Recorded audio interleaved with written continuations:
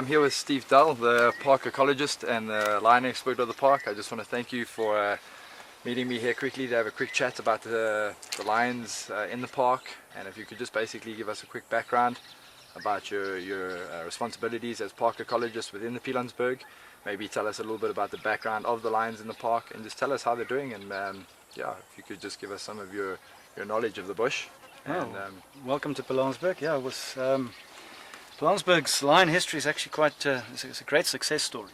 It was one of the first places that in a fenced managed area that lions were reintroduced successfully. So the original lions were introduced in about 1993, and they came from Etosha National Park in Namibia, and it was a success story from start to finish. The fence had to be redesigned and redone, and because most problems with predators is obviously human-animal conflict, so we couldn't encounter those problems in the of lions. So we all belong to all these smaller places belong to a meta population, so there's still genetic interchange and things like that. But it's been good. It comes with, there's always problems with anything you do in life, and but nothing that's certainly not set the projects back in any way. Awesome. Can I just ask you very quickly, how many prides of lions are in the Pilanesberg at the moment? The pride settled very quickly from establishment, so we're running on about 5 prides. Remember that the males are not part of the pride per se. They are male coalitions that are changed over a period of time. So 3 to 5 years there'll be a changeover of males, sometimes longer, particularly in these smaller populations. But the territories or the areas have settled into about 5 different prides.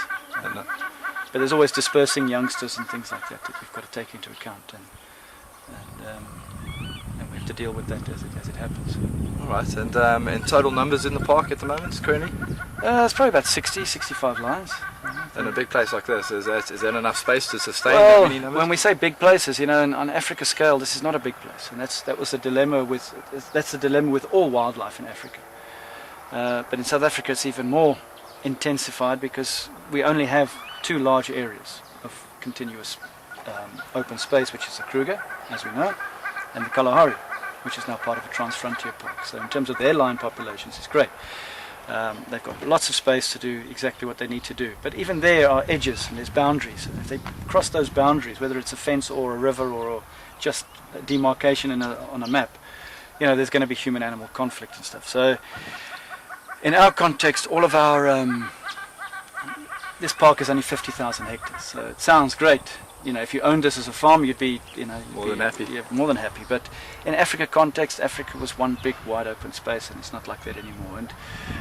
And unfortunately, I think the future of all wild spaces in Africa will eventually come to this a physical boundary between animals and humans. This is where, and that's the problem for our iconic large mammals, which is the lions and the elephants.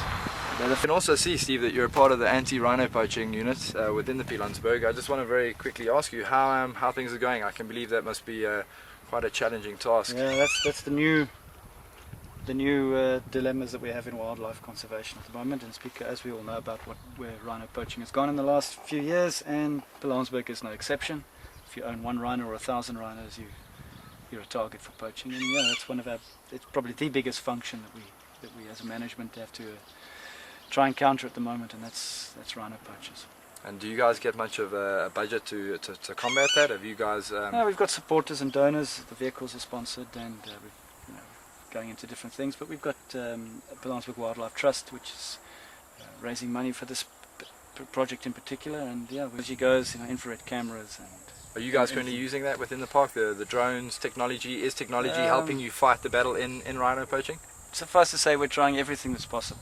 Yeah. And within budget constraints, obviously. Okay. And 5, 4, 3, 2.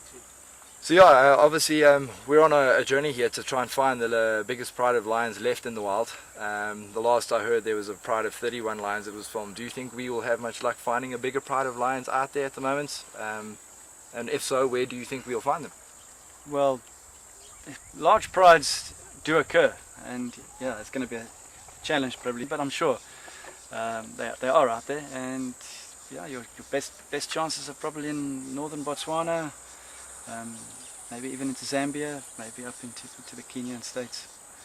Have you heard any rumors of bigger prides than 31? Well, I'm not really, large prides are probably a function of some ecological thing. It's not something they would probably do just to do it.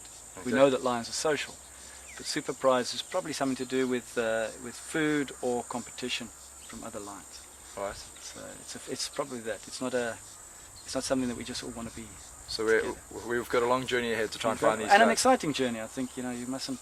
You're gonna have a lot of fun trying to track them down along the way. Yeah, well, I'm lucky we've great. got a couple of good guides with us that will, I'm sure, help us in the search for them. But I'm sure we'll bump into you somewhere along the line. Looking forward to it. Yeah, thank you very much, and we'll see you in the future. Cheers, Steve. Take care.